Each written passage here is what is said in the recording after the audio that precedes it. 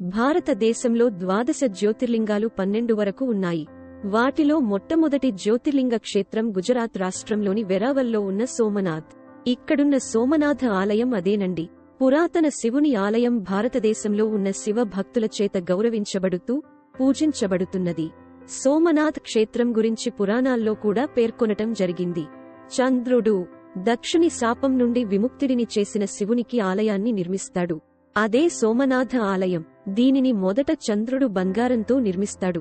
ఆ తరువాత రావణుడు వెండితోనూ, కృష్ణుడు కొయ్యతోనూ నిర్మించారని ప్రతీతి.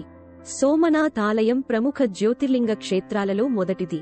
ఇక్కడ శివ భగవానుడు కొలువై ఉంటాడు. నిర్మించినప్పటి నుండి ఇప్పటివరకు సుమారు 7 సార్లు నాశనం చేయబడి పునర్నిర్మించబడింది. చివరిగా వల్లభాయ్ పటేల్ 1951లో పునర్నిర్మించడం జరిగింది.